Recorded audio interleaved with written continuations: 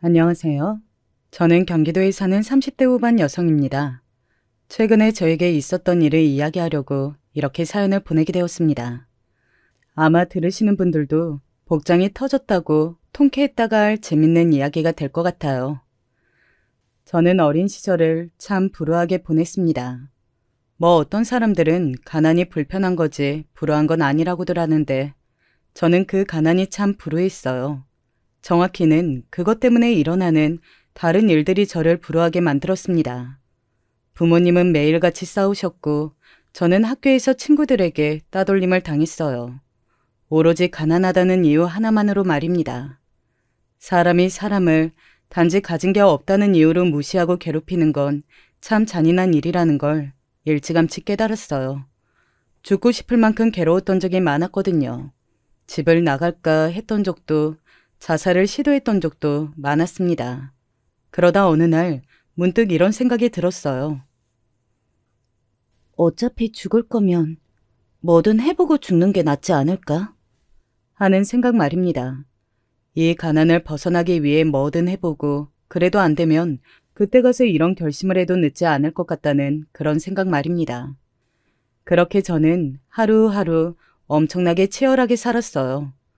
공부도 치열하게 한 덕에 나름 인류대 소리를 듣는 대학에 장학금을 받고 입학했습니다.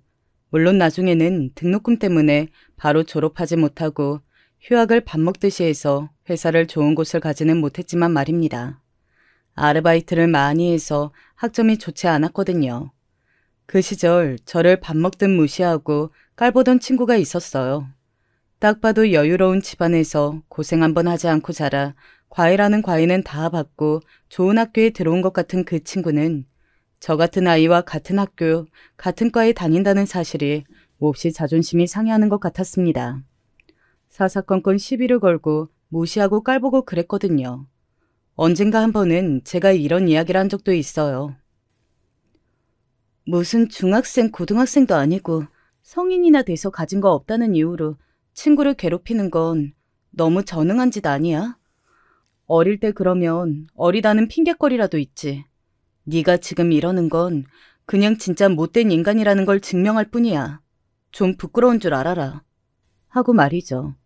사람 많은 곳에서 저에게 그런 이야기를 들었던 그 친구는 낯이 시뻘겋게 달아올라 말을 더듬거렸던 기억이 있습니다. 내가 언제? 나는 그냥 네가 주제에 안 맞게 행동하니까. 그러니까 글쎄, 그 주제가 뭔데? 나는 가난하니까 이런 학교도 다니면 안 되고 너랑 같은 모임에도 가면 안 되고 그 말이잖아 지금. 제 그 말에 주위에서 수근수근하는 소리가 들려왔고 대부분 친구를 욕하는 말들이긴 했어요. 누가 봐도 가난하다는 이유로 사람을 무시하는 건 잘못된 행동이 맞았으니까요. 그 친구는 얼굴이 시뻘개져서 더듬더듬 저에게 뭐라고 하더니 그대로 달아났습니다. 그 친구와는 그게 마지막일 걸로 생각했어요. 그 이후로 휴학했고 그 친구는 얼마 되지 않아 유학하러 갔다는 이야기를 들었거든요. 뭐 씁쓸하긴 했습니다. 그 친구는 사람을 그렇게 무시하고 잘 자란 어른이 되지 못할 게 뻔한데도 저보다 훨씬 더 성공해서 더 많은 것들을 누리고 더 잘 살 걸 생각하니 말이죠. 진짜 나는 평생 의리구나 싶다. 갑자기 왜 그런 우울한 소리를 해? 아무리 발버둥 쳐도 이 가난에서 벗어나지 못할 것 같다는 생각이 들어. 근데 너는 진짜 할 수 있을 것 같아. 너는 정말 성공할 것 같다는 생각이 든다니까. 제 옆에서 그렇게 저를 늘 응원해주던 친구가 있었어요. 같은 학교였지만 다른 과인 친구였는데 동아리 활동을 함께 하다가 만나게 된 친구였거든요. 말도 잘 통하고 음식 취향이나 대화를 나눠보면 생각도 비슷해서 자주 만나 위로를 받고 이야기를 나눴습니다. 그게 지금의 남편이에요. 친구로 시작했던 남편과 저는 어느 순간 연인이 되어 있었고 주변 사람들에게서 유명한 장기 연애 커플이 되어 있었습니다. 나중에 결혼한다고 알렸을 때 이미 니들 둘은 한 거 아니었냐는 말을 들을 정도로 말이죠. 남편의 집안은 당연하게도 저희 집보다는 훨씬 나았습니다. 뭐 어지간한 집들은 저희 집보다 다 낫긴 했지만 남편의 집은 그런 어지간한 집들보다 훨씬 잘 사는 집이었어요. 소위 말하는 집 자식이었습니다. 한 번도 돈 때문에 힘들어 본 적 없는 집에서 나고 자란. 그래서 연애할 때 안 맞는다고 생각했던 부분들이 아예 없는 건 아니었어요. 가끔 제가 겪은 어려움에 대해 아예 이해하지 못하는 경우가 있었거든요. 그럴 때면 남편과 제가 사는 세계가 너무 달라서 우리는 결혼까지는 할 수 없겠구나 생각했던 적이 있었습니다. 결혼하자. 나랑? 왜? 남편의 결혼하자는 청혼에 제가 저렇게 대답했었습니다. 정말 저는 왜라는 생각이 제일 먼저 들었거든요. 저보다 훨씬 좋고 나은 여자들이 줄을 서 있었을 텐데 왜 나지? 하는 생각이 먼저 들었던 것 같아요. 뭐 물론 연애야 좋아서 둘이 하긴 했지만 결혼은 현실이라는 말도 있잖아요. 연애 기간이 길어지면서 결혼에 대한 이야기를 꺼내지도 않길래 아, 우리는 결혼을 하지 않는구나. 당연하지. 그렇게 여겼던 것 같습니다. 반응이 뭐 그래. 나랑 결혼 안 하려고 했어? 당신이 나랑 결혼할 줄은 몰랐지. 우리는 차이가 너무 나잖아. 그냥 사람이 좋으면 하는 거지. 그걸 뭘 그렇게 신경 써? 나는 자기가 그런 생각을 하는 줄은 꿈에도 몰랐다. 그 일로 아주 작은 다툼도 있었던 것 같아요. 제가 남편과 결혼을 생각하고 있지 않았던 것에 남편은 상당히 서운함을 느꼈었거든요. 아무튼 그렇게 청혼받고 저희 집에 먼저 인사를 갔습니다. 당연히 저희 부모님께서는 쌍수를 들고 환영하셨어요. 좋은 대학에, 좋은 직장에, 게다가 집까지 잘 사는 번듯한 남자가 딸을 데려가겠다고 하니 마다할 부모가 어디 있겠어요. 게다가 저희 집처럼 가진 게 없는 집이 말입니다. 하지만 남편의 집 상황은 아주 다를 거 아니에요. 그래서 엄청나게 걱정했던 것 같아요. 혹시나 제가 마음의 상처를 많이 받을까 봐서 말입니다. 그래서 겁을 잔뜩 먹었었는데 그 모습을 본 남편이 이렇게 말하더군요. 지금 그 모습 우리 부모님이 보시면 웃으시겠다. 왜? 우리 부모님은 그런 거 정말 하나도 신경 안 쓰시거든. 아마 부모님 뭐 하시냐고도 안 물어보실 수도 있어. 그게 말이 돼? 며느리 될 사람인데? 그러신 분들이야. 내 안목을 절대적으로 믿으셔. 저는 그래도 속으로 그건 당신 생각이고 라고 생각했던 것 같아요. 사실 그렇잖아요. 모두 자신의 사람들은 좋은 점만 보려고 하는 것 말입니다. 하지만 남편의 말이 맞았어요. 뭐 부모님이 뭐 하시는지 그것까지 안 물어보는 정도는 아니었지만 제 집안 사정이나 환경 그런 것들을 하나도 묻지 않으셨습니다.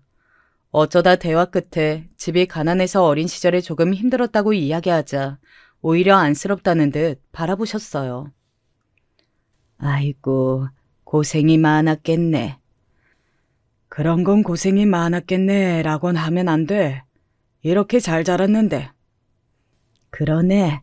그게 다 기반이 돼서 이렇게 잘 자란 거지. 그니까 가치 있는 경험이었던 거야. 정말 좋으신 분들이었어요. 제가 오죽하면 저런 부모님 밑에서 당신은 이만큼밖에 안 된 거냐며 남편을 타박했을 정도니까 말입니다. 결혼 과정은 이보다 더 순탄할 수 없을 정도로 순탄했습니다. 모든 게 말이죠. 하나하나 다 배려해 주셨고 저희 집 사정에 맞춰 주셨어요. 그래서 한 번은 제가 죄송하다고 이야기한 적도 있습니다. 그래도 생각하신 결혼식 규모라는 게 있으실 텐데 죄송해요. 아이고, 아니다. 니들 둘이 하는 결혼에 부모의 생각이 뭐가 그렇게 중요하냐. 결혼식 어떻게 하건 말건 두 사람이 잘 살면 되는 거지. 나는 그런 거 일절 상관없으니까 신경 쓰지 말거라. 얼마나 좋으신 분들인지 한 번에 아실 수 있겠죠. 저는 결혼을 하고 아주 많이 행복했습니다. 얼마 되지 않아 바로 아이를 가졌고 회사를 그만뒀어요. 뭐 시댁에 돈이 많아서 그만둔 건 아닙니다. 시댁 어르신들은 재산을 많이 물려주지 않겠다고 이미 선언하신 다음이었거든요.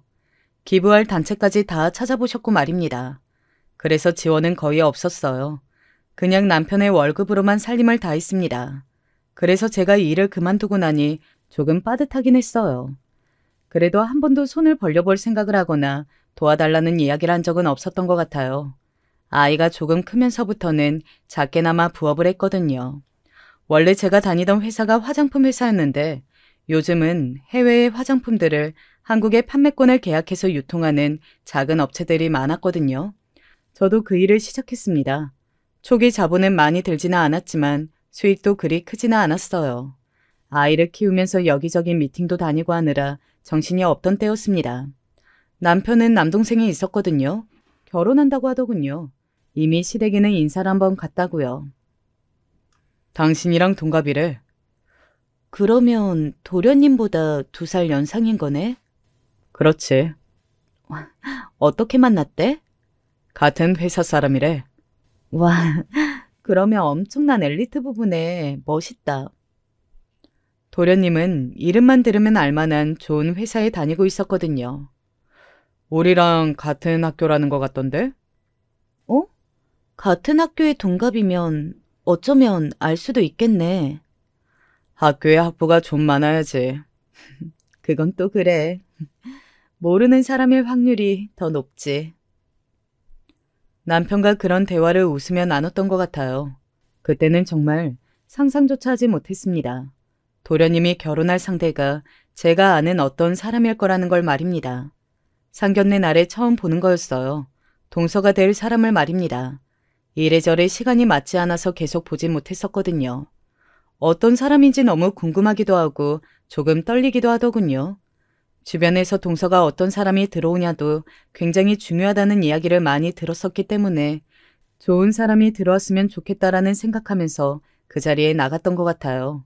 그리고 그 자리에서 동서가 될 사람의 얼굴을 처음 보고 바로 굳었습니다. 너무나 잘 아는 얼굴이었거든요. 왜 제가 앞서 이야기했던 대학을 다닐 때 저를 가난하다는 이유 하나만으로 무시하다가 저랑 크게 다툰 친구 이야기한 적 있죠. 그리고 그 친구가 쪽팔려서 해외로 유학을 갔던 그 이야기요. 그 친구가 제 눈앞에 서 있었습니다. 정말 엄청나게 당황했어요. 어? 네가 여긴 어떻게? 그 친구 아니 동서도 한눈에 저를 알아본 것 같았습니다. 어? 자기 우리 형수님이랑 아는 사이야? 어? 형수님? 동서는 그렇게 말하고서는 인상을 확 찌푸린 채 저를 봤습니다. 누가 봐도 마음에 들지 않는다는 표정으로 말이죠. 하지만 이내 표정을 바꿔서 웃더군요.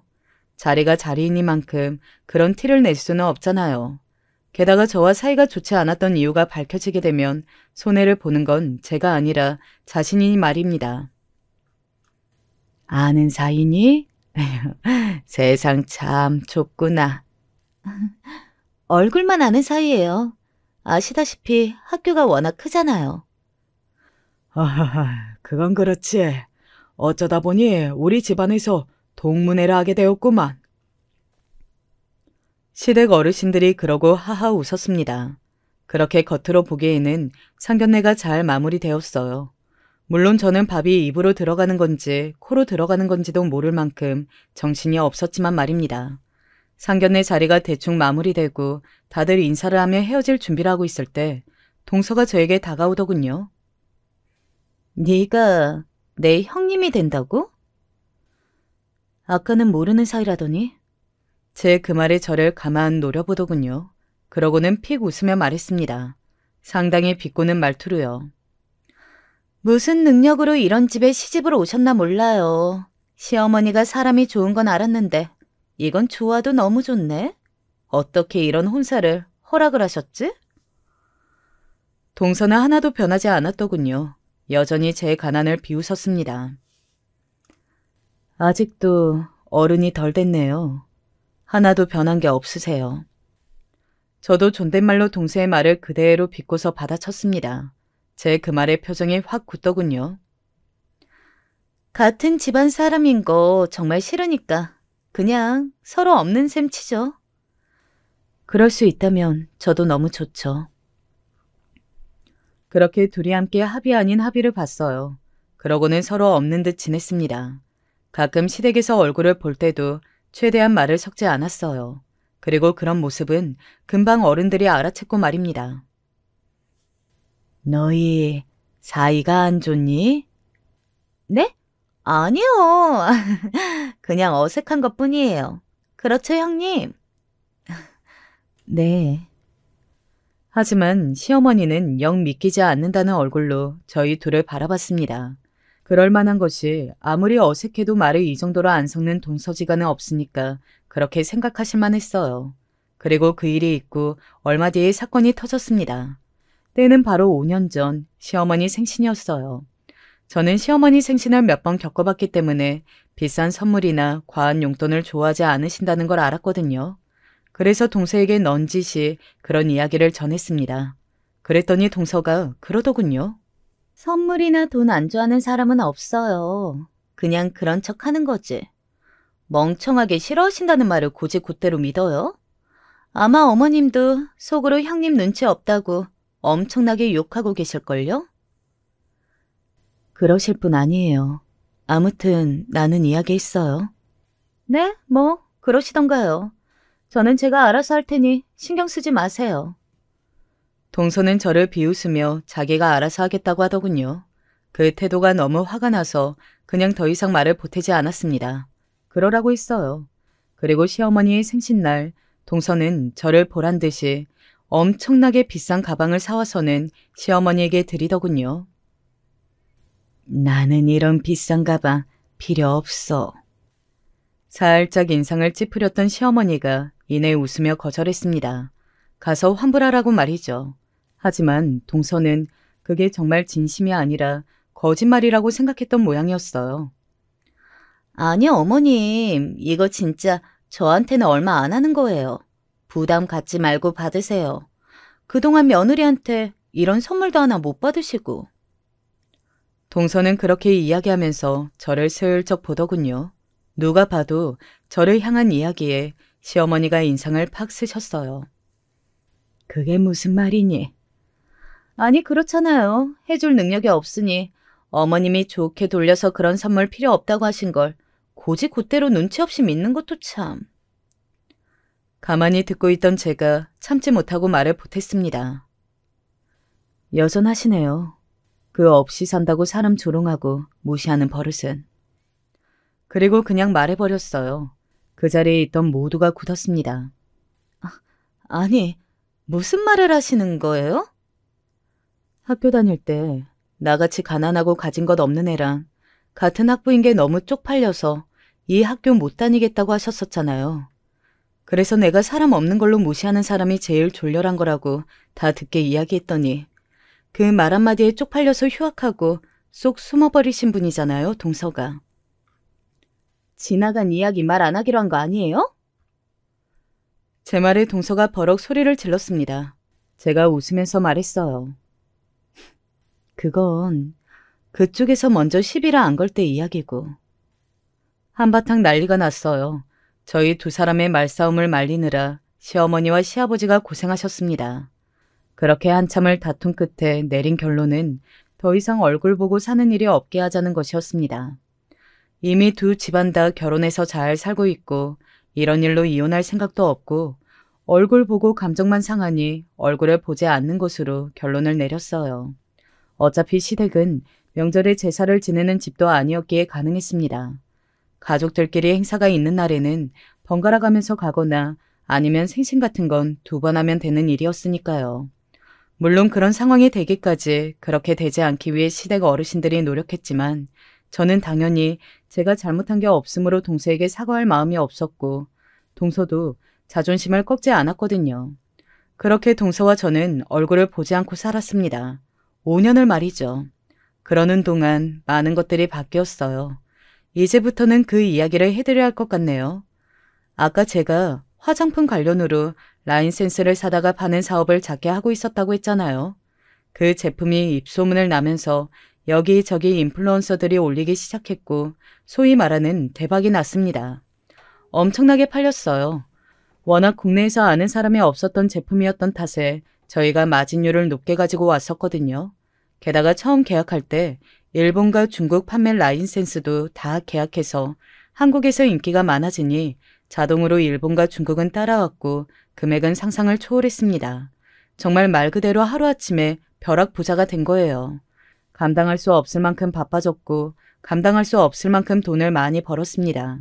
주위에서는 정말 다들 어떻게 이런 일이 있을 수 있냐 할 정도의 성공을 거두었습니다. 계약 기간이 다 되어 다른 큰 기업에서 그 회사의 판매권을 다시 사갔지만 그 전까지 저희가 벌어들인 돈이 정말 어마어마했어요. 돈이 어느 정도 이상을 넘어가니까 이게 얼마나 벌린 건지도 실감이 안 되는 수준이더라고요. 제일 먼저 이사를 하였습니다. 집 욕심이 대단히 있었던 건 아니었지만 그래도 좋은 집에서 한번 살아보고 싶었거든요. 그리고 남편 차를 바꿔주었어요. 남편은 웃으면서 자신이 장가를 너무 잘 알았다고 했던 게 기억이 납니다. 그리고 친정집을 이사시켜드렸어요. 그리고 장기적으로 안정적인 벌이를 위해 목 좋은 곳에 건물 하나를 샀어요. 세를 주기적으로 받는 게 좋을 것 같아서요. 어머님은 뭐 하시고 싶으신 거 없으세요? 나는 정말 그런 게 없다. 빈말이 아니고 정말로 없어. 그러니까 너희가 알아서 너희 행복하게만 쓰면 된다. 시댁에도 뭔가 하나 해드리고 싶었는데 한사코 거절하셔서 원래 해드리려고 했던 금액은 기부했습니다. 잘했다고 칭찬을 들었어요. 돈은 그렇게 쓰는 거라고 말이죠. 물론 좋은 일을 하는 것도 좋고 중요하지만 제가 어린 시절에 가난해서 받은 서름들이 많았다고 아까 이야기했잖아요. 그래서 그거에 쌓인 한들을 좀 푸는데 돈을 많이 썼던 것 같아요. 비싼 가방, 옷, 신발들을 많이 샀던 것 같습니다. 뭐 파묻혀서 살 만큼은 많이 산 건 아니고 그 시기에 한창 사댔던 것 같아요. 지금은 또 그렇지는 않습니다. 그리고 차도 한 대 뽑았어요. 지금은 그 차가 주차장에 세워져 있는 거 보면 조금 부끄럽기도 한데 6억 정도 하는 롤스로이스를 뽑았습니다. 보는 것만으로 우와 소리가 나오고 비싸 보이는 차를 한 번쯤은 몰아보고 싶었었거든요. 한동안은 돈을 쓰는 재미로 살다가 또 한동안은 과거에 저를 알았던 친구들을 만나는 재미로 살았던 것 같아요. 오랜만에 보는 친구들이 다들 성공한 제 모습을 보고 대단하다 해주는 게 기분이 좋았었거든요. 그중에 가장 짜릿했던 경험이 2개가 있는데 그중 하나는 바로 고등학교 동창이었습니다. 원래 늘 초대장을 받았지만 나가지는 않았었거든요. 뭐 물론 좋은 학교를 나와서 그때보다 잘 살고 있기는 하지만 그래도 저보다 더 잘 사는 친구는 널려 있을 것이고 당시에 저를 괴롭혔던 친구들은 기본적으로 집이 부자거나 공부를 잘하거나 얼굴이 예뻤던 친구들이라 어떤 식으로든 저보다는 잘 살 걸로 생각해서 보고 싶지 않은 것도 있었습니다. 가장 결정적인 이유는 그때의 악몽이 떠올라서 였겠지만 말이죠. 아무튼 성공하고 나서 처음으로 동창회를 나갔어요. 국내에 하나밖에 들어오지 않았다는 비싼 옷을 입고 누가 봐도 알만한 수천만 원짜리 가방을 들고 몇백만 원짜리 구두를 신고 말이죠. 물론 차도 그 롤스로이스를 끌고 갔고요. 주차장에 차를 대는 그 순간부터 식당 안의 모든 시선이 제 차로 향했습니다. 당연하죠. 그 정도 되는 차는 부자 동네라는 동네에서도 막 쉽게 보는 차는 아니었으니까요. 그 차 안에서 제가 내렸고 친구들은 처음에는 저를 알아보지 못하는 듯 싶었어요. 하지만 이내 하나둘 저를 알아봤습니다. 영주 아니야? 말도 안 돼. 영주가 어떻게 저러고 나타나? 로또 당첨됐나? 아니면 시집을 잘 갔나? 야, 저 차가 6억이 넘어. 로또 당첨되면 차 하나 사고 끝났겠다. 뭐? 6억? 제가 들어가자 친구들이 그렇게 수근거리는 게 들렸습니다. 상상 이상으로 짜릿했어요. 니들이 그렇게 무시하고 괴롭혔던 내가 여기에 그 누구보다 가장 성공해서 돌아왔다는 사실이 말입니다. 그걸 보여주는 것만큼 더 완벽한 복수는 없다고 말이죠. 동창들이 하나같이 우르르 몰려와 저에게 어떻게 된 일이냐며 물어댔습니다. 사업을 해서 성공했다고 하며 명함을 줬어요. 다들 인터넷에 검색해보면서 수근거리더군요. 와, 대박이네. 우리 중에 제일 잘 풀린 거 아니야? 하면서 말이죠. 그때 저를 가장 많이 괴롭히고 가장 힘들게 했던 동창이 저에게 다가왔어요. 그 친구 이름은 민지였습니다. 여태 동창회 한 번은 안 나오다가 성공하니 나온 거야? 왜? 우리 보여주려고? 민지의 그 말에 웃음이 비집고 나왔습니다. 그렇게 말을 한다는 건 꽤 배가 아프다는 뜻이었으니까 말이죠. 당연한 거 아니야? 내가 니들이랑은 비교도 안 되게 성공했다는 걸 보여주려고 나온 거지. 원래는 바빠서 잊고 살았는데 마침 요즘 조금 한가했거든. 그런데 딱 초대장이 집으로 날아왔지 뭐야. 유치하다. 다 큰 어른이 돼서 이런 거 자랑하려고 여기 나온 게. 민지의 그 말에 제가 민지를 머리부터 발끝까지 눈으로 쫙 훑었습니다. 제 그 시선에 무척 당황하긴 하더군요. 너 여기에 나온다고 네가 가지고 있는 것 중에서 제일 좋은 것만 골라서 하고 나왔지? 그 옷이며 시계며 가방이며 구두며 그것도 너 다 여기 친구들한테 너 여전히 잘 산다는 거 보여주려고 그런 거 아니야? 진짜 친구들이 보고 싶어서 편한 마음으로 나올 거였으면 집 앞에 나가는 차림으로 나와야지. 너 지금 그게 집 앞에 나온 차림이야? 누가 봐도 머리부터 발끝까지 세팅을 하고 온 주제에 저에게 그런 이야기를 하는 게 웃기더군요. 제가 비웃으며 그렇게 말하자 민지의 얼굴이 새빨개졌습니다. 뭐 네가 머리 끝부터 발끝까지 걸친 거 손에 들고 있는 가방 다 합쳐봐야 내 가방 반의 반값도 안 될 것 같긴 하지만. 그 말에 이를 꽉 깨물더군요. 나중에 들어봤더니 민지는 자라면서 가정 형편이 조금 어려워져서 준비하던 유학도 포기하고 그냥 한국에서 학교를 나와 평범하게 살고 있다고 하더라고요. 그런데 과거에 잘 살았던 시절을 잊지 못하고 비싼 옷이며 가방 같은 걸 사서 들고 다닌다고 말이죠. 그렇게 살고 있는 사람 앞에 제가 나타났으니 눈꼴이 매우 싫을만 하긴 했습니다. 게다가 없다는 이유 하나만으로 자신이 괴롭히고 깔봤던 친구가 말이죠. 그래서 다들 너보다 못 사는 거 봐서 기분이 좋니? 나는 니들이 나보다 못 사는 걸 봐서 기분이 좋은 게 아니야. 니들이 그렇게 괴롭혀대던 내가 이만큼 성공했다는 걸 보여주게 된 게 기분이 좋은 거지. 그거랑 그건 달라. 나는 누군가가 나보다 못한 걸로 기분이 좋아지지는 않거든. 너처럼. 사실 민지뿐 아니라 거기에 있는 모든 친구에게 한 말이었어요. 누군가 자신보다 못하다는 이유로 그걸로 우월감을 느끼고 남을 괴롭혔던, 그리고 그 괴롭힘을 모른 척했던 모든 아이에게 말이죠. 그만큼 성공하니 그런 말을 해도 저에게 토 하나 다는 사람이 없더라고요. 그저 뭐든 콩고물이 떨어질까 봐서 잘 보이려고 하는 사람들밖에 말이죠. 그렇게 동창회까지 다녀오고 나서는 뭔가 하늘 다 아픈 것 같은 느낌이라 그랬는지 오히려 돈도 많이 쓰지 않고 집에서 조용히 지냈던 것 같아요. 아이 열심히 키우고 취미생활도 이것저것 가지면서 말이죠. 그리고 되도록 살림은 할 수 있는 건 제가 하려고 노력했습니다. 뭐 집이 워낙 컸었어서 청소하러 오시는 분이 오긴 했지만 그런 것 말고 부엌 일이나 빨래 정도는 제가 하려고 했던 것 같아요. 그날은 집에 있는 세탁기가 고장이 났던 날이었습니다. 뒀다가 해도 되는 일이었지만 그날은 하루 종일 집에 있기도 해서 어디 잠깐 드라이브라도 하러 나가자 생각했던 것 같아요. 주차장에 서 있는 거대한 제 차를 보고 잠시 생각했던 것 같습니다.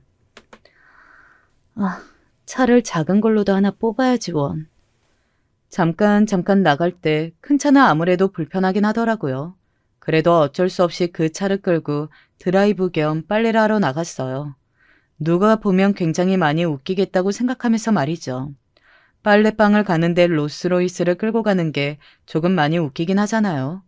아무튼 그렇게 차를 끌고 잠시 드라이브도 하고 동네 백화점에 가서 장도 보고 빨래방을 갔습니다. 제가 원래 평소에 만화를 좋아했었는데 그래서 만화책을 많이 샀었거든요. 서재에는 온통 만화책뿐이고 말이죠. 그래서 빨래가 돌아가는 동안 보려고 만화책 몇 권도 들고 나왔었어요.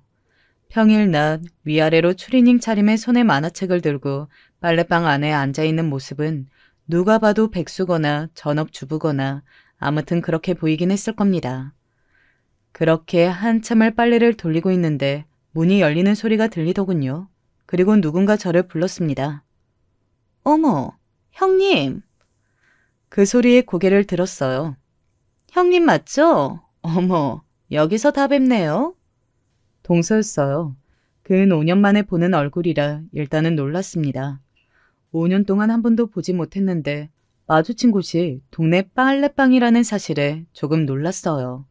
상상조차 해보진 못했던 우연한 만남이었으니까요. 지나가다 형님 같아서 들어와 봤는데 형님 맞네요? 언제부터 그렇게 친했다고 반갑게 웃으면서 말을 거는 건지 모르겠더군요. 그래서 제가 지금 무슨 생각으로 저러나 하는 얼굴로 가만히 바라봤던 것 같습니다. 그리고 곧 그 이유를 알게 되었어요.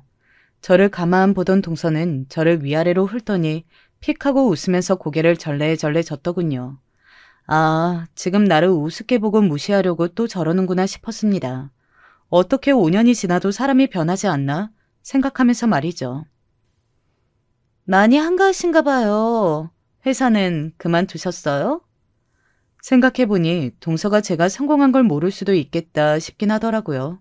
저희 사이가 좋지 않은 걸 아니까 도련님도 시댁 식구들도 일체 제 이야기를 하지 않는다고 듣긴 들었었거든요. 그러고 보니 저도 남편에게도 도련님에게도 시댁 어르신에게도 동서 이야기를 한 번도 들은 적이 없었습니다. 이 동네는 무슨 일인데? 아, 모르시는구나. 저 이사 온 지 2년 넘었는데? 아, 뭐 아무도 말을 안 해주니 말을 해줘야 알지. 제가 그렇게 중얼거리니 비웃더군요. 그러는 형님은 이 동네에 무슨 일이신데요? 아마 이런 부자 동네에 네가 올 일이 뭐가 있겠냐는 말이었을 겁니다. 모르긴 몰라도 동서가 사는 집보다는 몇 배는 비싸고 좋은 집에 살고 있을 텐데 그걸 모르니 그렇게 깔보는 투로 저에게 물을 수 있었던 거겠죠. 이 동네에는 무슨 일이시냐고요? 우리 동네니까 있지. 무슨 일은 무슨 일이야. 네가 아니 형님이요? 그러면서 다시 비웃더군요. 아니 사람들이 주제를 몰라. 왜 가랑이가 찢어지는 짓을 하는 건지.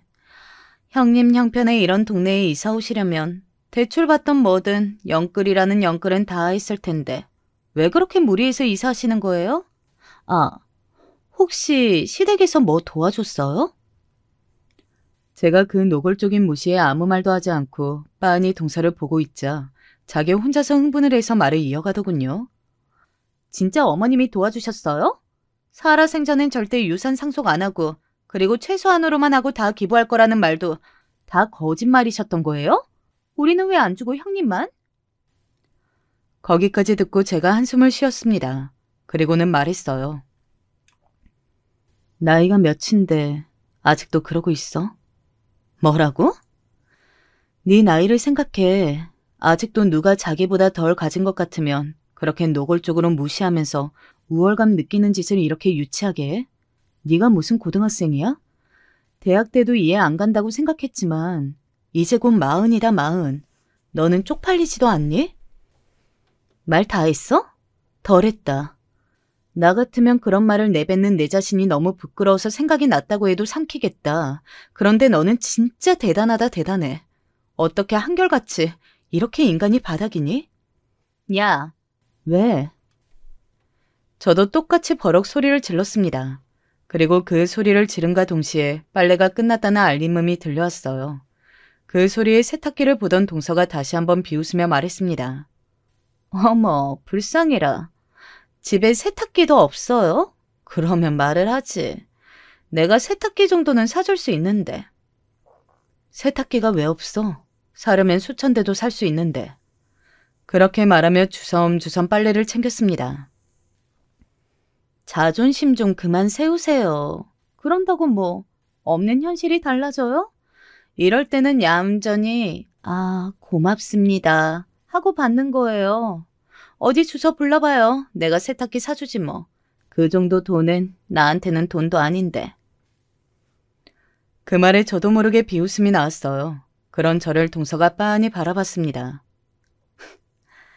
나한테도 그 정도는 껌값이야. 그렇게 말하니 무슨 말도 안 되는 소리라 하냐는 듯 저를 바라보더군요. 그런 동서를 잠시 바라본 뒤 빨래를 다 담은 바구니를 들고 밖으로 나왔습니다. 그런 저를 동서가 뒤따라 나왔어요. 자존심 세우지 말고 사준다고 할 때 받으세요. 자존심 구기는 건 잠깐이지만 세탁기는 남잖아요. 그렇게 이야기하는 동서를 가만 보다가 차키를 꺼내 눌렀습니다. 띡 하는 소리와 함께 제 차가 열리는 소리가 들렸어요. 그때만큼은 이 차를 뽑은 걸 다시 다행이라 생각했던 것 같습니다. 부를 자랑하기에는 이만한 차가 없긴 했거든요. 제가 차 뒷좌석에 빨래바구니라 아무렇지 않게 던져놓는 걸 동서가 입을 떡 벌리고 보고 서 있더군요.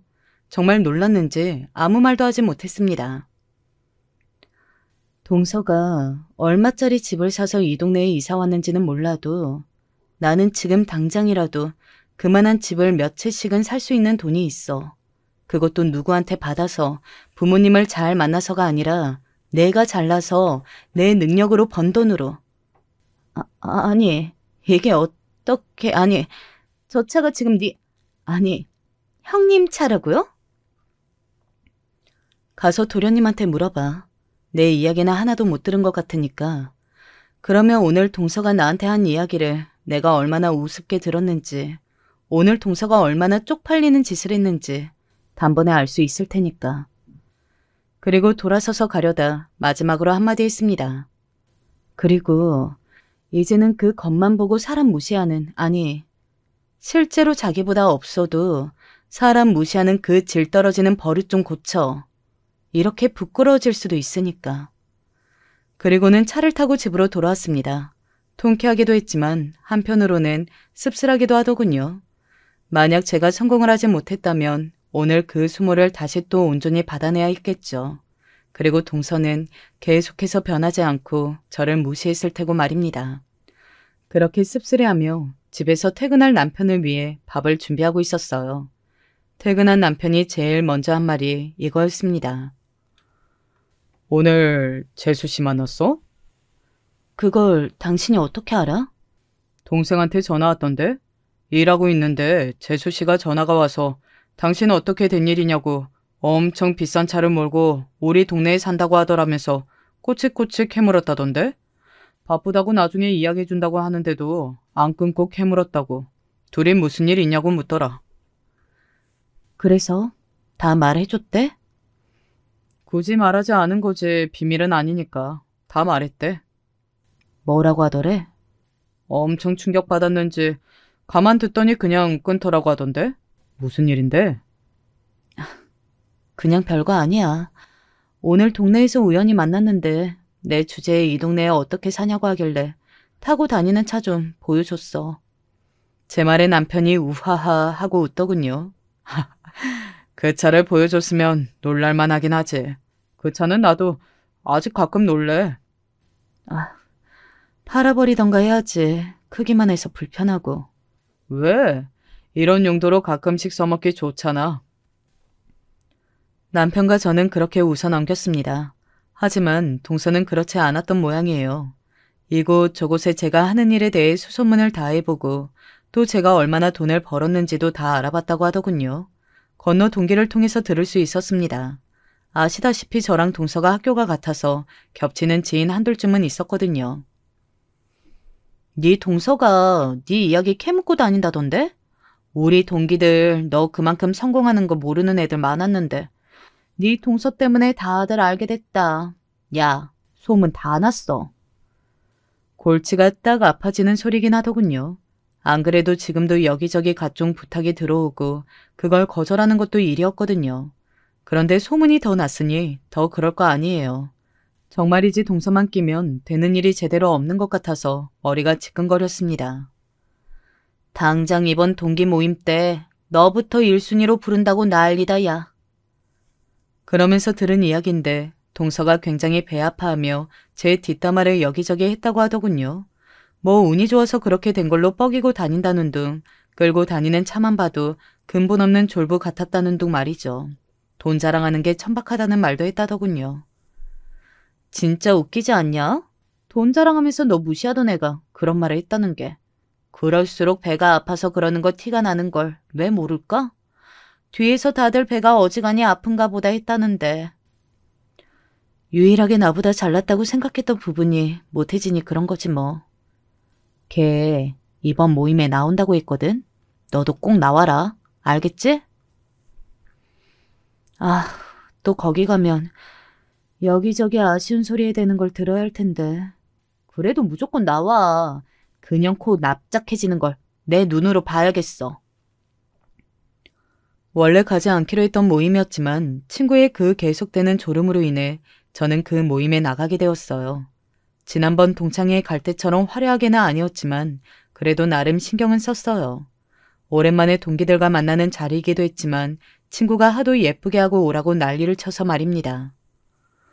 우와, 진짜 때깔이 달라졌다.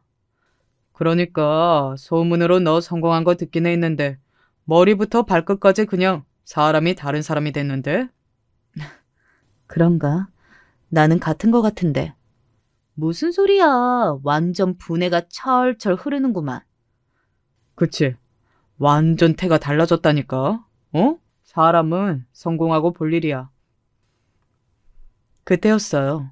문 쪽에서 어딘가 웅성웅성하는 소리가 들려서 고개를 돌리니 동서와 그리고 그 시절 동서와 친했던 그 무리가 서 있더군요. 제가 눈으로 인사를 건넸습니다. 동서는 굉장히 기분 더러워 보이는 얼굴로 저에게 다가왔어요. 나오는 거였어? 이런 모임에서는 자연스럽게 반말이 나오더군요. 그동안은 존댓말을 쓰더니 말입니다. 뭐 그것도 저 비꼬려고 하는 존댓말이긴 했지만요. 하도 나오라고들 해서 누구 때문에 내가 뭐 하는지 소문이 다 났더라고. 제 그 말에 동서가 한쪽 눈썹을 슬쩍 올리더군요. 그냥 잘난 척 하고 싶어서 나온 건 아니고 이봐라 나 이만큼 성공했다 하고. 원래 동기 모임이라는 게 반쯤은 그런 모임인 거 아니야? 그래서 너도 해마다 나와서 잘난 척이라는 잘난 척은 다 하고 갔다며. 너 어디 사는지 뭐 하는지 모르는 애들이 없던데? 네가 하도 말을 많이 하고 다녀서? 제 그 말에 동서가 인상을 확 찌푸리더군요. 그리고 다들 축하만 해주던데 지금 여기서 내 성공이 안 이꺼워서 이렇게 노골적으로 배 아픈 티를 내는 사람은 너밖에 없어. 다들 속으로 욕하고 있을걸? 그니까 욕은 해도 속으로 하지. 너처럼 이렇게 대놓고 하는 애가 어딨니? 나이 40에. 제 말에 동서는 다시 한번 낯이 빨갛게 달아올랐습니다. 되게 멍청하다고 생각했던 것 같아요. 늘 말싸움으로 저한테 지면서 늘 이렇게 먼저 시비를 걸어오는 게 말입니다. 그래도 그동안에는 쟤는 가진 게 없이 불쌍하니 봐주자 하는 마음으로 자기 위안이라도 했을 텐데 이제 그마저도 하지 못하게 되니 더 미치는 게 보였어요. 그냥 나한테 느끼는 열등감을 이제 인정을 좀 해. 제 그 열등감이라는 말에 또 폭발을 하더군요. 내가 너 따위한테 열등감을 느낀다고? 그렇지 않으면 내가 못 살든 잘 살든 네가 상관할 게 뭔데? 생각해봐. 항상 시비도 네가 먼저 걸었고 늘 큰 소리를 내는 것도 네가 먼저였어. 나는 네가 건들지 않았으면 너랑은 이렇게 사이가 안 좋아지지도 않았을 거야. 내가 너한테 잘못한 것도 없는데 나를 안 이뻐하는 거 그게 열등감이지 뭐니? 동서는 제 그 말에 파르르 하기만 할 뿐 아무 말도 하지 못하더군요. 거기서 더 큰 소리를 내봐야 자신에게만 손해라는 것을 아는 듯 했습니다. 그날 그곳에서 동서는 오래 머물지 않았어요. 들어보니 이런 적이 처음이라고 하더군요. 동기 모임에는 늘 일찍 왔다가 마지막까지 시댁이나 남편이다 자랑하고 갔다고요. 우리는 너랑 동서지간 된다는 것도 결혼식장 가서 알았잖아. 제가 이야기를 안 해서. 보나마나 뭐 쪽팔린다고 생각해서 그런 거겠지 뭐. 본인은 원체 고고하시잖아.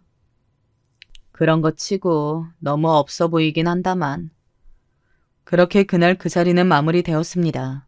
그리고 이건 그 이후의 이야기인데요. 동서는 그 동네에 전세로 와 있었던 거였더라고요. 이것도 동서네가 전세 사기를 당했다는 사실을 알게 되어서 저에게까지 이야기가 흘러 들어온 거였습니다. 재수 씨가 이 동네에 살아야 한다고 고집을 많이 부린 모양이더라고. 그래서 무리해서 전세를 얻은 건데 그걸 사기당했으니 난리 날만하지. 그럼 어떡해? 부모님이 조금 보태주면 서울 안쪽으로는 어디 갈 수 있는 모양이긴 하던데 재수 씨가 그건 곧 죽어도 싫다고 한다더라고. 나중에 애 학교 문제도 있고. 고민 끝에 제가 그 집을 사기로 했어요. 그리고 동서네가 당분간 살 수 있게 해주는 걸로 말이죠. 뭐 동서가 예뻐서 그랬다기보다는 집안에서 이런저런 소리가 나오는 것도 싫었고 무엇보다 도련님을 저는 좋아하기도 했거든요. 늘 동서에게는 아까운 사람이라고 생각했고 말이죠. 동서는 처음에는 그 사실을 몰랐다가 나중에는 그 집 주인이 제가 된 걸 알게 된 모양이었어요. 그냥 도련님이 잘 해결해서 그런 건 줄로만 알고 있었던 모양이더라고요. 왜요? 이제는 내 집주인까지 해서 내 자존심을 깔아뭉개고 싶었어요? 그렇게 생각하고 싶으면 그렇게 생각해. 그런데 나는 동서 말고 도련님한테 해준 거야. 그것도 정 싫으면 그 집에서 나가면 돼. 이렇게 따질 필요 없이. 나가라는 그 말에 결국은 입을 다물더군요. 그리고는 한 번도 제게 싫은 소리를 하거나 어디서 제 이야기를 하고 다닌다더라 라는 말이 들려오지는 않았습니다. 동서가 한 가지 부탁한 게 있기는 했어요. 동기들한테 내가 형님 집에 산다는 것만 말하지 말아주세요. 애초에 그런 걸 사방팔방 말하고 다닐 생각도 없긴 했지만 그거부터 신경 쓰고 있었다는 게 참 동서답다 생각했던 것 같아요. 그냥 그러기로 했습니다. 애초에 떠벌리고 다닐 생각도 없었거든요. 그렇게 동서와 저의 전쟁 아닌 전쟁은 마무리됐어요. 뭐 마무리가 된 건지 당분간 휴전인 건지는 알 수 없지만 말입니다. 동서가 제가 성공한 방법을 어디서 듣고서는 자신도 그런 일을 한번 해볼까 한다는 이야기를 전에 들었던 적이 있거든요. 뭐 제 성공이 부러웠던 건지 아니면 저보다 더 성공해서 저에게 대갚아 주기 위해서인지는 모르지만요. 제 이야기는 여기서 끝입니다. 제 인생이 정말 드라마틱한 것 같긴 하네요. 그렇게 가난하다가 이 정도로 부자가 된 것도 일단은 일반적인 일은 아니고 굉장히 드문 일이잖아요. 그리고 대학 때 저를 괴롭히던 친구와 동서지간으로 다시 만나게 된 것도 말이죠. 아, 이제는 시댁 식구들과 동서네 집, 그리고 우리 집이 다 같이 만납니다. 겉으로는 아무 문제 없이 잘 지내고 있어요. 시댁 어르신들이 좋아하시는 거 보니 마음이 조금 짠했어요. 그동안 티는 내지 못하셨어도 저희가 만나지 않고 있는 게 신경이 쓰이셨구나 해서 말입니다. 그래서 앞으로는 더 자주 찾아뵈려고요. 긴 이야기 들어주셔서 감사합니다. 혹시나 나중에 또 재밌는 일이 생기면 사연 보낼게요. 늘 좋은 일만 있으시길 바랍니다. 저에게 일어났던 좋은 일에 대한 기운을 여러분에게 보내드릴게요. 늘 건강하세요. 제 나이 70이 이제 곧 가까운데 맨날 고생의 연속만 하면서 살아온 인생이라 늘 큰 재미는 못 느꼈던 것 같아요.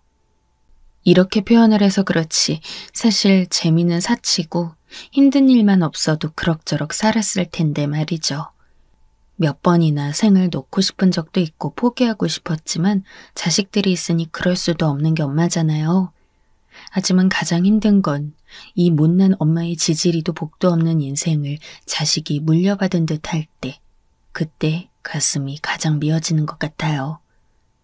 우리 딸은 어릴 적부터 동네 여기저기를 가도 다들 인형 같다고 칭찬해 줄 정도로 예쁜 아이였답니다.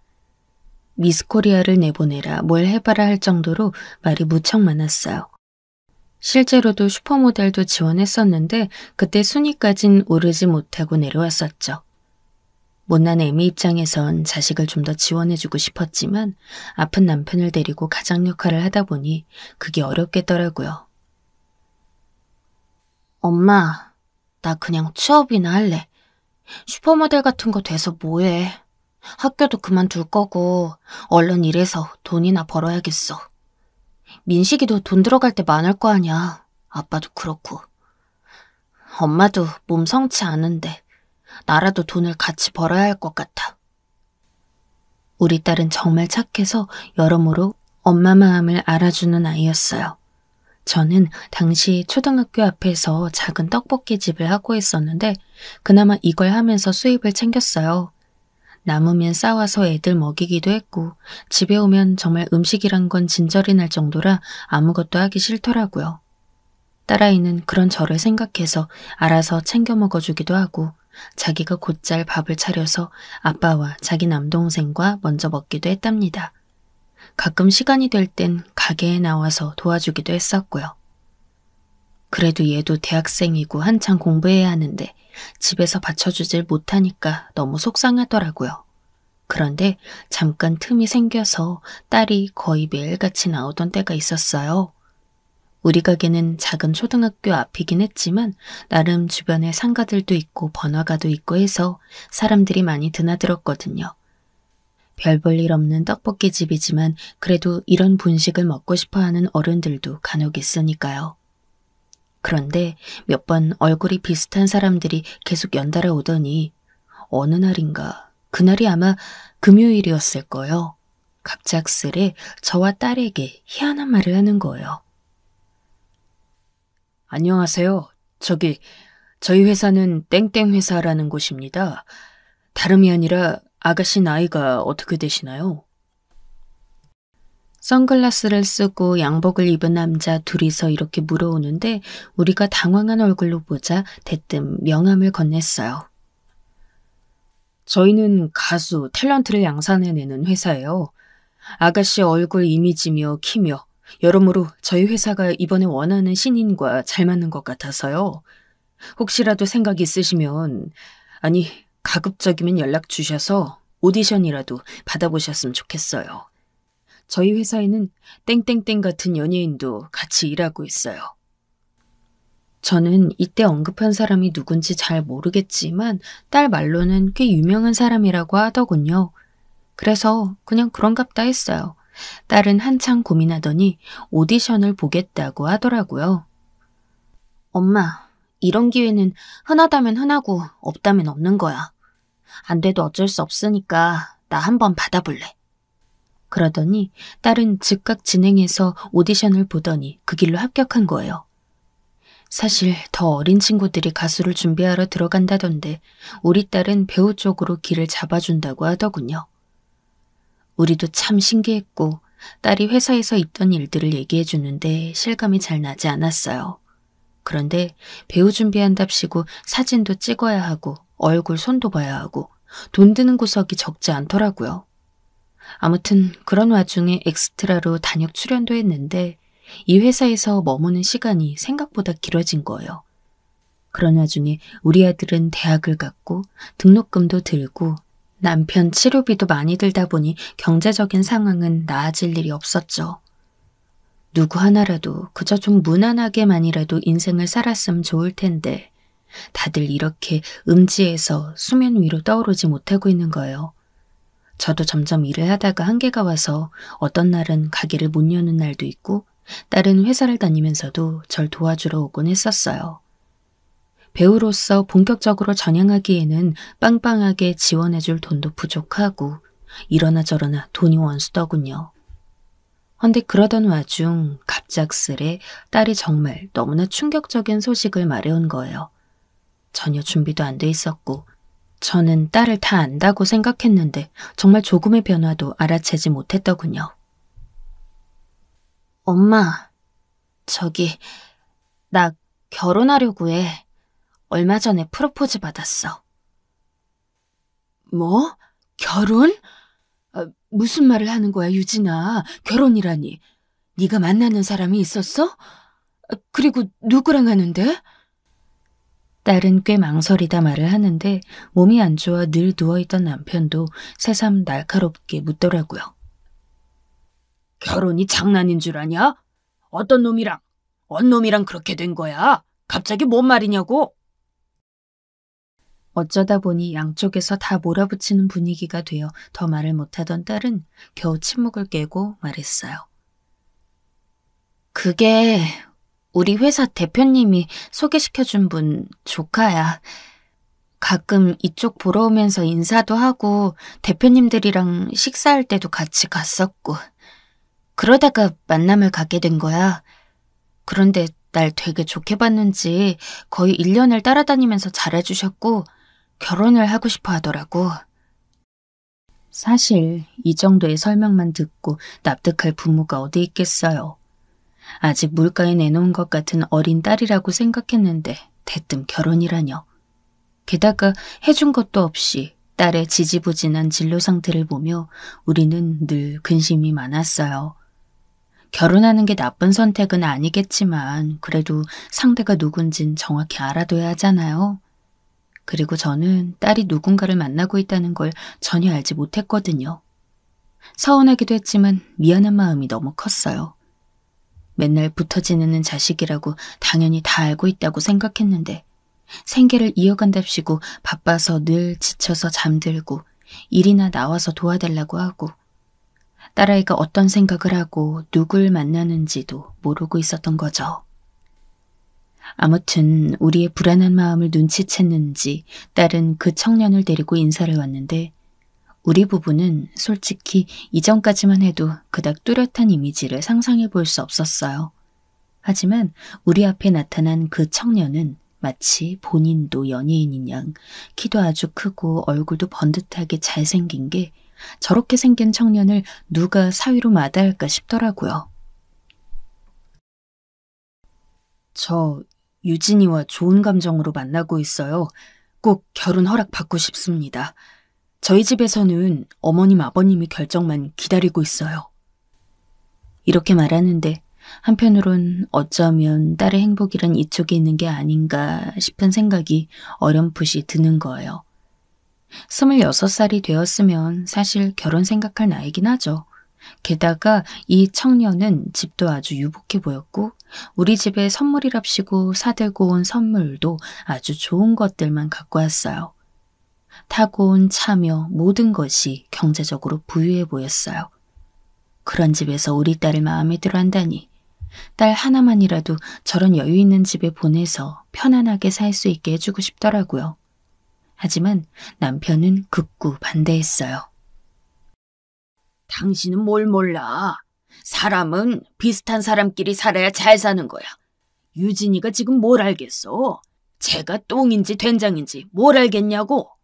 그냥 유진이 반반한 얼굴만 보고 데려갔다가 나중에 안 산다고 데려가면 어쩌려 그래. 사람은 늘 최악을 생각해야 하는 거야. 나라고 일하다가 이렇게 사고 나서 이 모양이 될 줄 알았겠어? 남편은 워낙 험한 사고를 겪고 절이 되어 그런지 모든 일에 부정적이고 칼같이 예민했어요. 피해의식도 많아서 툭하면 저에게 싸움을 걸어오기도 했고 자기가 반장애인이 되었으니 무시하는 거냐며 뭘 집어던지기도 했죠. 그러니 우리 집에서 남편의 말은 크게 힘이 없었어요. 남편 말이 틀린 건 아니지만 그렇게 설득력은 없었고 일단 딸이 너무 배시시 웃으면서 좋아하니까 그 모습이 정말 크게 느껴지더라고요. 유진아, 엄마는 너만 행복하면 괜찮아. 너도 그 청년, 선일이라는 청년이 좋은 거니? 저쪽 부모님도 좋으신 분이고? 딸은 저에게 뚜렷하게 애정을 표현하진 않았지만 하여간 자기는 몹시 행복하다고 좋다고 했어요.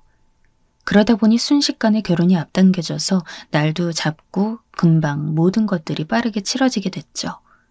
그런데 결혼이 성사되는 과정에서도 저도 어느 정도 캐치를 했어야 했는데 예비 사돈이나 그 집 시누이들이 조금 성격이 강해 보이긴 했어요. 우리 형편을 대놓고 묻진 않았지만 누가 들어도 알 수 있을 정도로 돌려서 물어보는 성향이 강했어요. 어머, 그럼 사돈 댁에서는 정말 유진이만 개천에서 용난 수준... 아유, 죄송해요. 달리 표현할 게 뭐가 있을까? 암튼 유진이 정말 예쁘게 잘 키우셨어요. 고상하고 우아한 얼굴을 한 사돈은 외모는 진짜 천사 같은데 은근히 말할 때마다 뭔가 좀 경박하게 실수하는 게 느껴지기도 하더라고요. 딸이 결혼해서 1년 정도는 시댁에 들어가서 같이 산다는데 혹시라도 기죽는 일이 없을까 그제서야 좀 걱정되긴 했어요. 그래도 딸은 끝끝내 괜찮다며 절 안심시켰고 그때 유명한 호텔에서 결혼식을 올리게 됐죠. 우리 친정에서도 다들 축하해 주었고 남편도 그렇게 걱정하더니 막상 딸이 웨딩드레스 입은 걸 보고 눈물 짓더라고요. 잘 살라고 몇 번이나 손을 잡고 얘기하니 딸도 그 좋은 날 괜히 울컥했던 것 같아요. 아무튼 그렇게 해서 딸은 결혼 생활을 시작했고 우리는 이렇다 싶게 혼수 준비도 넉넉히 못해갔지만 사돈댁에서는 많은 것들을 해주셨더라고요. 딸 앞으로 차도 사주셨고, 딸은 우리 집에 올 때마다 선물을 잔뜩 사들고 오기도 하고, 저랑 남편을 태우고 드라이브도 자주 해주곤 했어요. 얘, 너 이렇게 나와서 돌아다니면 네 시어머니가 뭐라고 안 하니? 집안 분위기가 자유롭나 보다. 엄마는? 우리 시어머니가 뭐라고 할 일이 뭐가 있어. 어머니는 맨날 바쁘시고 집에 잘 계시지도 않아. 일도 다 여기 아주머님이 해주시고 부딪힐 일도 없어. 차도 어머니께서 사주신 거야. 요즘엔 여자도 운전 못하면 안 된다나? 아버님도 나 되게 예뻐해 주시고 결혼하니까 나 정말 좋아, 엄마. 딸은 정말이지 진심으로 만족하는 게 느껴져서 제 마음이 너무 푸근해졌답니다.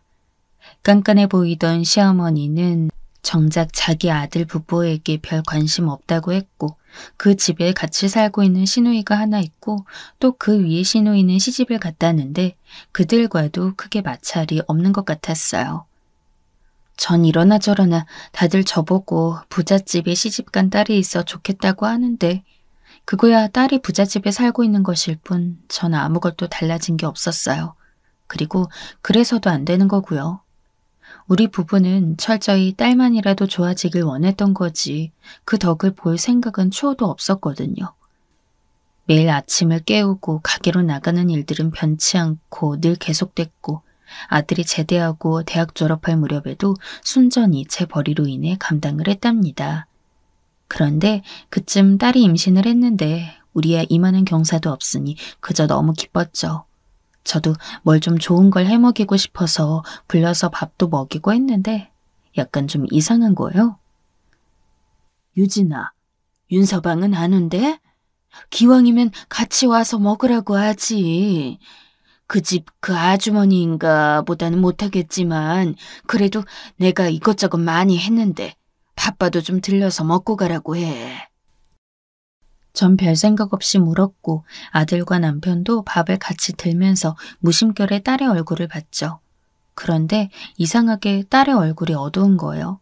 그러더니 괜히 고개를 파묻고 마구 밥을 먹으면서 그냥 편하게 친정 오고 싶다며 엉뚱한 답만 하길래 도통 뭔 소리인지 알 수가 없었어요. 윤서방 바빠? 왜 안 와? 이때 저도 그냥 넘어가 줬으면 좋겠는데 엄마로서 결혼해서 임신한 딸 얼굴에 그늘이 들이우니까 그게 안 되는 거예요. 근데 별 질문을 한 것도 아닌데 딸은 갑자기 울음을 터뜨렸고 우리 모두 너무 당황했어요. 왜 울어? 유진아, 왜 그래? 너무 힘든 일 있어? 제가 아무리 물어봐도 얘기해주지 않고 허겁지겁 밥을 먹고 딸은 돌아갔어요. 전 그날 잠을 이룰 수 없었고 며칠간 계속 뒤척이다가 남편의 성화에 결국 딸을 따로 불렀어요. 그런데 이때 듣게 된 얘기는 정말 기야말 내용들만 이어지더라고요. 아니, 결혼하고 임신하기까지 2년 정도의 세월만 지났을 뿐이었는데 그 사이 딸에겐 많은 일들이 일어났던 거예요. 너무 가엾고 안쓰럽게도 딸은 여전히 그런 사실을 자기 가족들에겐 알리지도 못하고 혼자 감당하고 있었어요.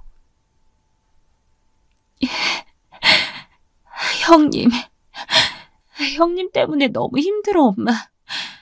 어머니는 안 그러셨는데.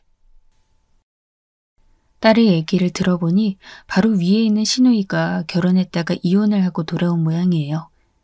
이 사실은 얼핏 듣긴 했는데 그런 상태로 본인 친정에 들어앉은 거죠. 그러면서 그렇게 우리 딸한테 모진 말을 하면서 조롱하고 뭘 그렇게 시키고 원래 살고 있던 다른 시누이는 시집을 가서 집을 비웠다더군요. 처음에 우리 딸에게 무난하게 잘해주었던 시어머니도 딸이 이혼하고 돌아와서 온갖 히스테리를 부리니 그게 안쓰러웠나 봐요. 그런데 왜 돈이 없는 집도 아니고 그렇게 많은 집이 아들 부부 하나 독립을 안 시켜주고 데리고 있는 걸까요? 윤서방은 왜 계속 그러고 있는 거야? 대체 왜? 아니, 자기 누나가 자기 처를 이렇게 괴롭혀대는데 왜 그 집에 계속 있는 거냐고. 아버님이랑 어머님이 자꾸 형님 편만 드시고 형님은 또 우리가 나간다고 하니까 너무 싫어하셔. 나도 대체 형님이 왜 그러는지 모르겠어. 이번에 임신한 뒤에도 어찌나 나랑 남편 사이를 이간질 시키시는지. 듣자 하니 진짜 이 형님이란 종자는 정말 못돼 처먹었더라고요. 자꾸 우리 딸에게 이런저런 말을 하면서 이간질을 시켰대요.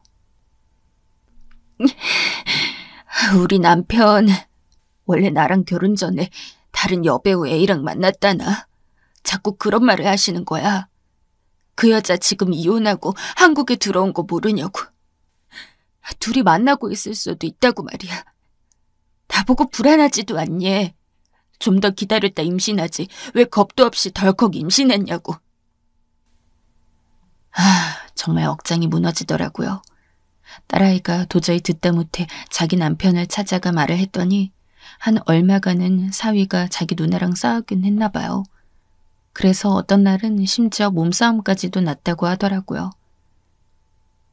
그런데 나중엔 이런 상황이 자꾸 되니까 그 불똥이 나한테 떨어지더라고. 이젠 어머니도 나한테 화를 내셔. 너 때문에 애들끼리 원수가 됐다고. 그런데도 어머니랑 아버님은 절대 우리를 분가시킬 생각이 없으셔. 아직도 애들 같아서 더 끼고 살아야 한다나. 이건 처음에 결혼시킬 때랑 말이 다르잖아요. 처음엔 1년 정도만 데리고 있다가 내보낸다더니 그 잘 사는 부잣집에서 꾸역꾸역 데리고 안 보내주는 거예요. 시부모랑만 산다고 해도 힘든 와중에 이혼한 시누이가 들어와서 저렇게 설치는 거잖아요. 아휴, 대체 이 사달을 어쩌면 좋으냐. 애기 낳을 때까지 우리가 데리고 있겠다고 할 수도 없고. 딸은 그저 말없이 울기만 했고 저도 듣고도 해줄 수 있는 게 없으니 정말 갑갑했어요. 이러다간 부부 사이도 나빠질 텐데 임산부인 우리 딸에게 너무 가혹한 상황으로 보였어요. 딸은 그런 부분에서 조금도 안심하지 못한 채 계속 울고만 있으니 전 이러다가 애기라도 잘못되는 게 아닌가 싶어 매일매일 불안한 마음을 갖고 있었답니다. 그러던 어느 날 한 달도 채 안 되어 딸에게 전화가 걸려왔고 저는 참다 못해 사위를 호출했습니다. 자네, 이게 무슨 소린가? 정말이야? 자네가 뭐 여자 만난다는 소문이 있던데 이게 대체 무슨 얘기냐고. 자네 애 아빠 아닌가? 사위는 제 앞에 와서는 고개를 팍 숙인 채 그저 죄송하다는 말만 늘어놓았고 정말 야속하게도 절대 안 하란 말은 하지 않더라고요. 딸아이가 받은 충격은 어마어마했으며 이후로 정말 다시 떠올리기도 끔찍한 일이 일어났어요. 얼마 가지 않아 딸은 아기를 멀리 보내주게 된 거예요. 아무래도 이 일뿐 아니라 자잘하게 쌓여있던 스트레스가 많았을 거예요. 이미 임신 초기부터 몇 번이나 하혈하며 유산 위험을 겪어왔었다는데 가슴이 찢어지다 못해 여기저기 난도질을 당한 듯한 기분이 들더라고요. 이때 수술을 하고 나온 딸을 차마 그 집에 둘 수 없어 제가 데려와 집에서 쉬도록 했어요. 아기를 낳은 거나 마찬가지인 몸으로 돌아온 딸. 저는 잠든 딸의 모습을 보며 그 맑은 얼굴을 내내 들여다보며 쓰린 속을 가눌 수가 없었어요.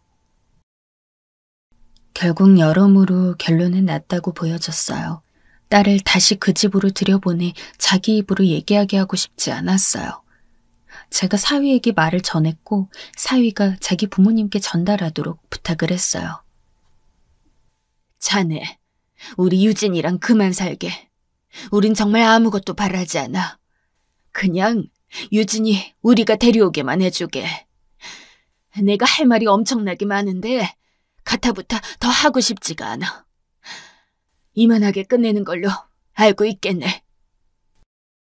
사위는 별 대답을 못한 채 가만히 있었고 저는 대차게 전화를 끊어버렸습니다. 우리 딸은 26살에 결혼해서 몇 년 살지도 못하고 이혼하고 거기다 아기를 가졌다가 제대로 안아보지도 못한 채 그렇게 보내고 제 품으로 왔어요. 내 아기, 내가 그렇게 품어서 예쁘게 키워냈던 아기.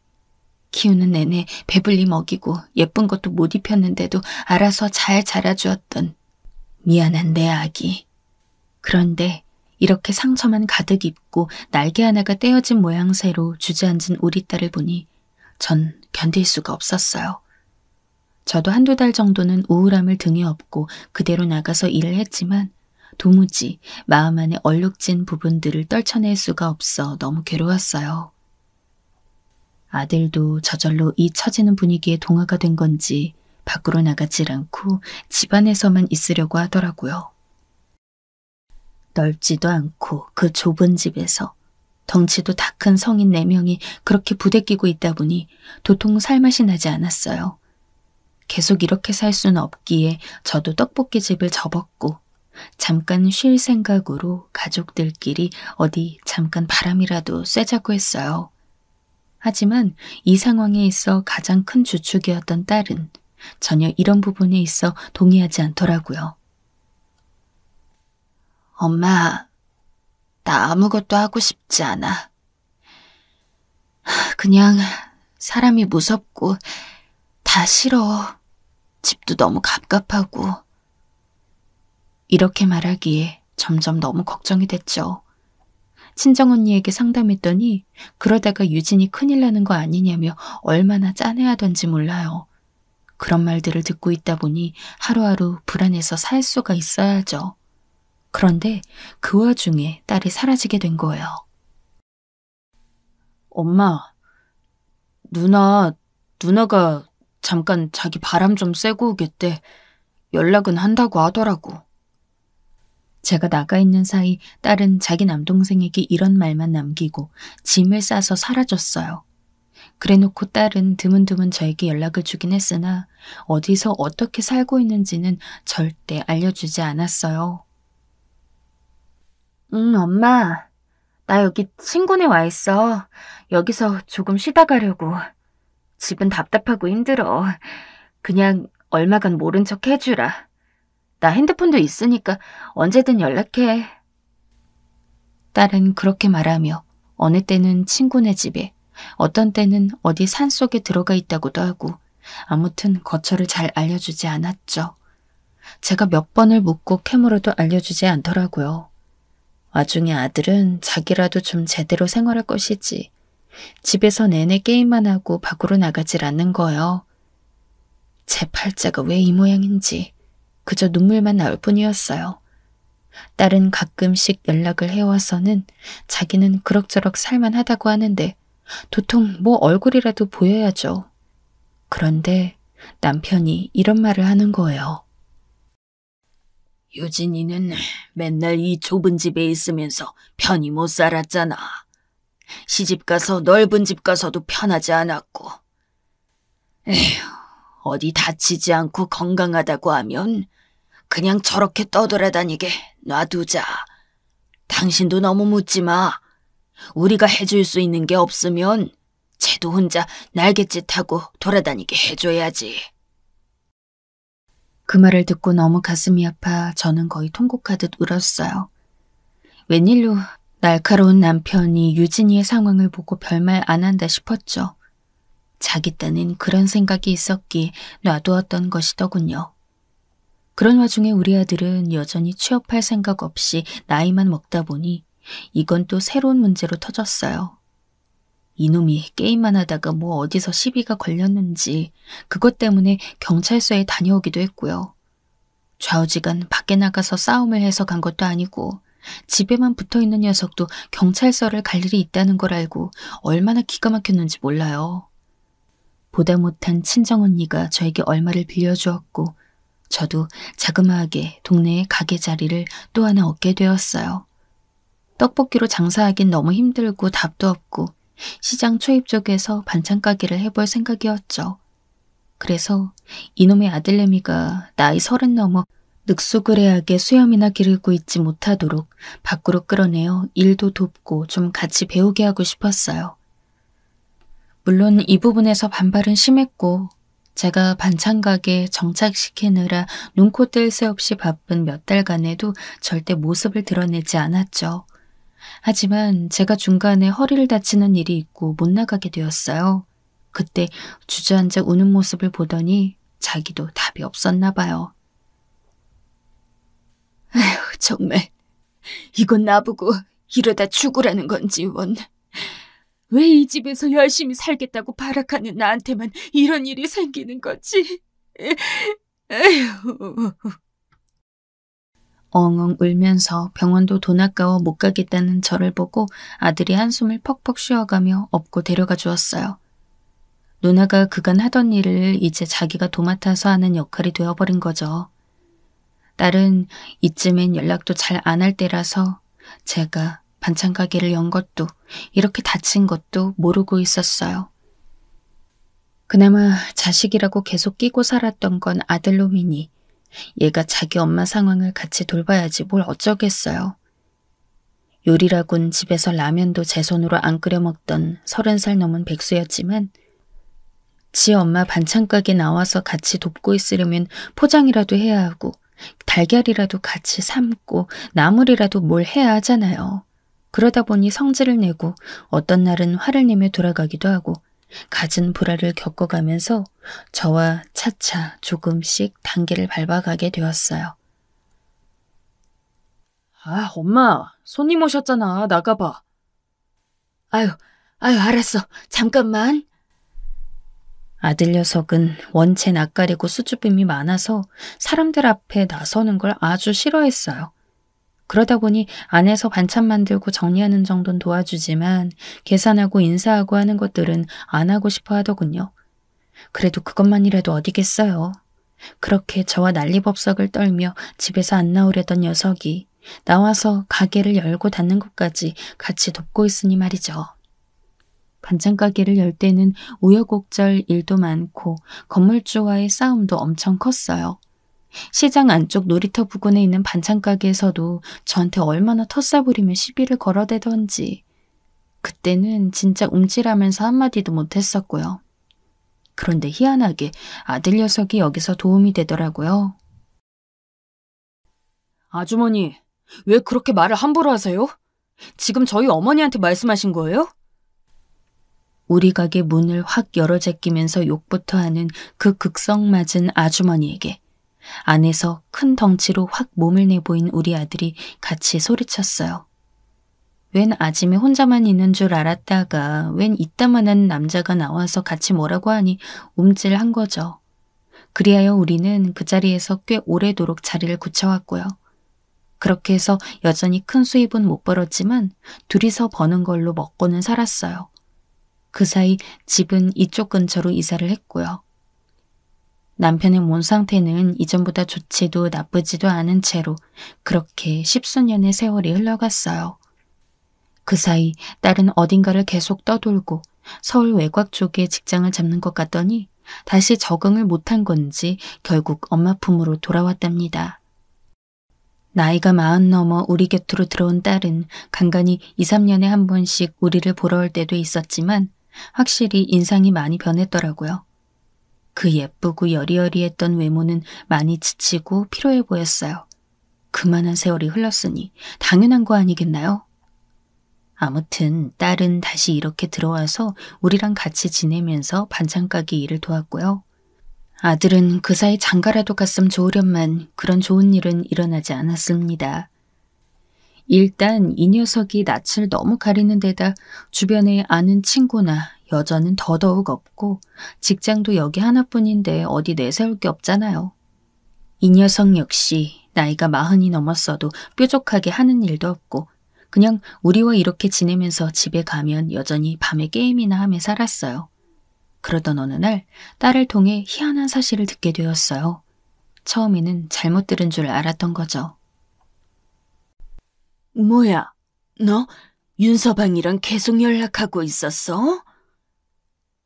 아니야, 엄마. 그게 아니고 나도 이번에 처음 받아본 거야. 벌써 20년이 지났는데 너무 새삼스럽게 딸 이름으로 이전 사위의 일을 듣게 된 거죠. 왜? 갑자기 왜 얘기하는 거야? 여기 잠깐 오겠대. 이게 무슨 일인지 딸이 왜 이런 일을 벌이는지 이해가 안 갔죠. 생뚱맞게 왜 불렀냐, 너 뭐 합치기라도 하겠다는 거냐고. 가게 안에 손님도 있는데 저도 모르게 소리를 질렀어요. 엄마, 그게 아니고, 그런 거 아니야. 잠깐 다녀가겠대. 나도 며칠 전에 연락받고 놀랐어. 왜 온다는진 모르겠어. 근데 그 사람 그렇게 편해 보이진 않았어. 뭐 해코지 하러 오거나 그런 건 아닐 거야. 좀 진정 좀 해, 엄마. 전 피가 거꾸로 솟을 지경인데 왜 딸은 바보같이 이를 이렇게 키우는 걸까요? 지금 와서 그 꼴을 뭐하러 보라는 건지, 왜 여기 가게까지 알려줘가지고 넙죽 허락해준 건지 이해가 안 갔죠. 아들 녀석도 안에서 듣더니 혀를 쯧쯧 찼어요. 그렇게 머릿속에 뭔 생각을 하고 있는지도 모른 채 그날 허둥지둥 일을 대강 하고 있는데 딸이 갑자기 전화를 받고 나가더니 문을 열고 누군가와 들어오더라고요. 어머님, 저 왔습니다. 딸이 말했던 그대로 전 사위였어요. 우리 딸만 나이 들었나 했더니 사위 역시 세월의 풍파를 많이 맞았더군요. 그렇게 크고 훤칠하더니 뭐 여전히 신수는 훤해 보이긴 했지만 나이 든 게 느껴졌어요. 무슨 일인가? 뭐 볼 일이 있어서 왔나? 별거 없음 가주게, 응? 솔직히 어지간한 친정엄마들이라면 그렇게 끝나버린 딸의 결혼을 살면서 얼마나 속으로 곱씹었겠나요? 저에게 있어 그 사위는 그 어떤 원수보다도 크게 느껴졌어요. 제가 직접적으로 겪고 대했던 사람은 사돈이나 그 사돈 처녀가 아니라 사위라는 한 사람이니 모든 분노가 이쪽으로 쏠릴 수밖에요. 그런 와중에 사위는 고개를 들지 못하고 멀뚱멀뚱 서 있더니 구구절절 말을 늘어놓더라고요. 어머님, 정말 면목이 없습니다. 그런데 저도 편치는 않았어요. 그럼 편하길 바랐던 건가 싶어 확 쏘아봤는데 딸이 옆에서 거들어가며 하는 말을 들으니 좀 어이없더라고요. 말하다가 눈이 벌게져서는 그렇게 될 수밖에 없는 사정이 있었다나요? 듣고 보니 우리 딸이 임신을 했을 때 자기는 바람을 피우지 않았다는 거예요. 이혼한 누나의 성질머리가 너무 못돼먹은 데다 중재를 하느라 너무 지쳤고 우리 유진이도 그 집에서 불행하게 사는 걸 보니 그냥 놔주는 게 맞겠다 싶었대요. 그래서 바람 피우는 거 맞다고 자기 입으로 우리 딸에게 직접 엉뚱한 거짓말을 해가며 자기 부모님에게도 말하면서 이혼을 하겠다고 했다더군요. 우리는 그 집에서 당연히 신나서 알겠다고 할 줄 알았는데 뭐 그렇지도 않았다는 거예요. 누나가 좀 별난 성격이에요. 그러고도 놔주려고 하질 않아서 나중에 병원도 가고 하여간 그런 시간들이 있었어요. 본인이 이혼한 충격이 커서 그렇게 동생네 부부를 뒤집어 놓고 막상 실제로 이혼한다고 하니까 자기 탓이 되는 건 싫었는지 잘못했다고 빌고 아주 감정 기복이 널뛰듯 했나 봐요. 그러니 사위는 완전 지치고 이골이 나서 그 집을 나왔고 한동안 해외에 가 있었다고 했어요. 하나밖에 없는 아들이 저 모양이 된 걸 보고 그쪽 부모들은 마음이 약해졌는지 이래저래 다시 결혼을 얘기했다나 봐요. 그래도 사위는 결혼할 생각이 없어서 안 하고 미루고 있다가 아버지가 아픈 관계로 어쩔 수 없이 어떤 아가씨랑 또 결혼을 했대요. 그랬는데도 1년도 안 되어 다시 이혼을 했나 봐요. 이 집에서도 계속 아들이 이러고 앉아 있으니 그냥 포기를 한 모양이고요. 저는 유진이를 잊을 수가 없었어요.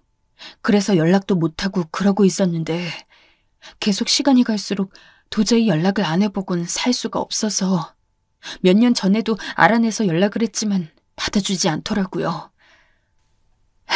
당연한 거죠. 그래도 꾸준히 안부를 전해왔는데 요 근래야 유진이가 받아준 거예요. 그러면서 사위는 서류를 하나 내밀었어요. 저도 직접적으로 유진이 얼굴을 본 건 너무 오랜만이라 오면서 많이 마음을 추스르기 힘들었습니다.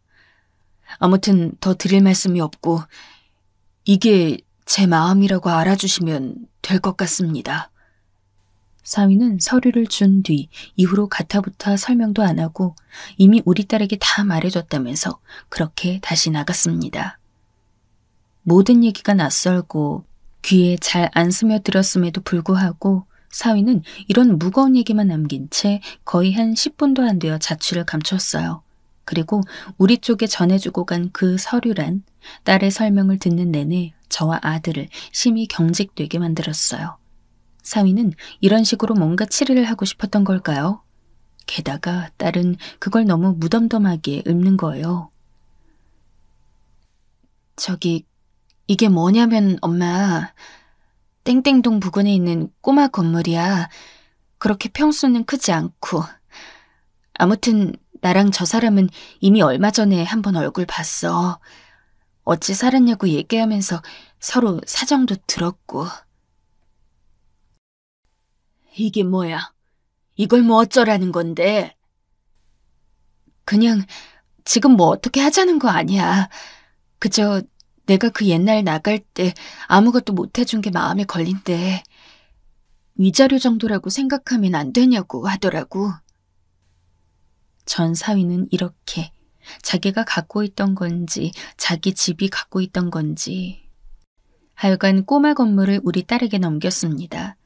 원래 다른 걸 제안했는데 딸이 불편하다고 했던 모양이고요. 그런 거 받아서 뭐 하냐고 했는데 그럼 작은 거라도 받아달라는 거야. 안 그러면 자기는 계속 불편해서 못 살 것 같대. 계속 찾아오겠다고까지 말하더라고. 그러니 별 수 없었어.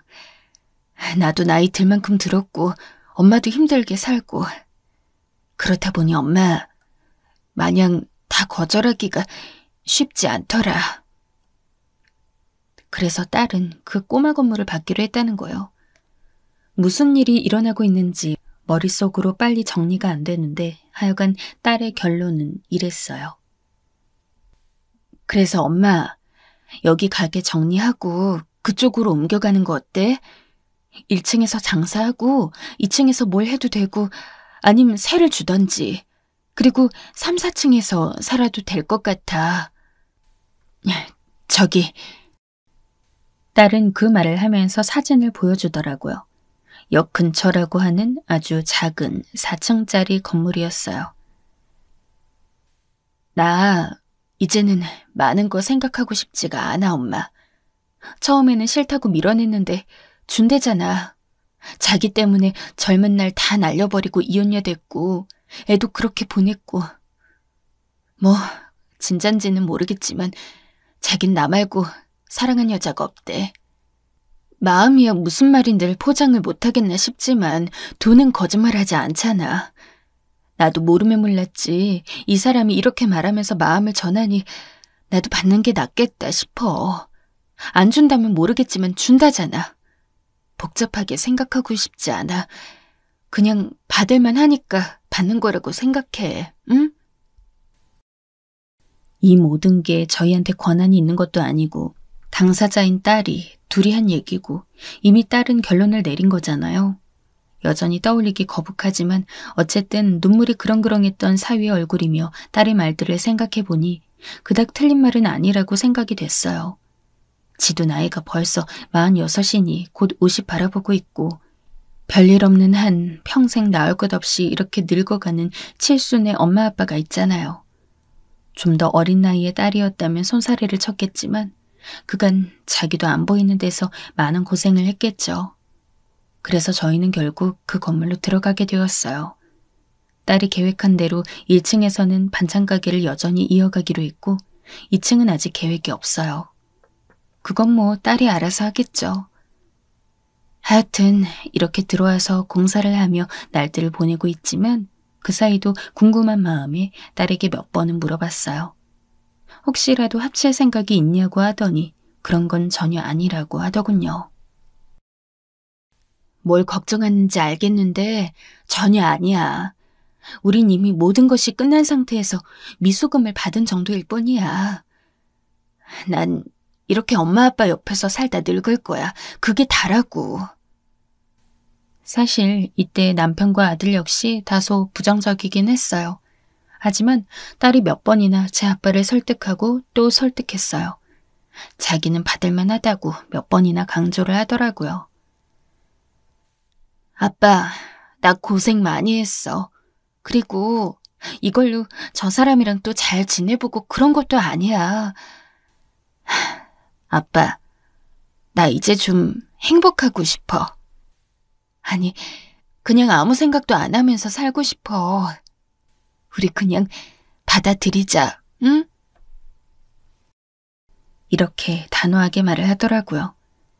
아무튼 공사 중인 이 건물을 하루에 몇 번씩 보고 있으면서도 단 얼마 만에 이런 일들이 이렇게 눈 깜짝할 사이에 벌어질 수 있는 건지 좀 기가 막히기도 합니다.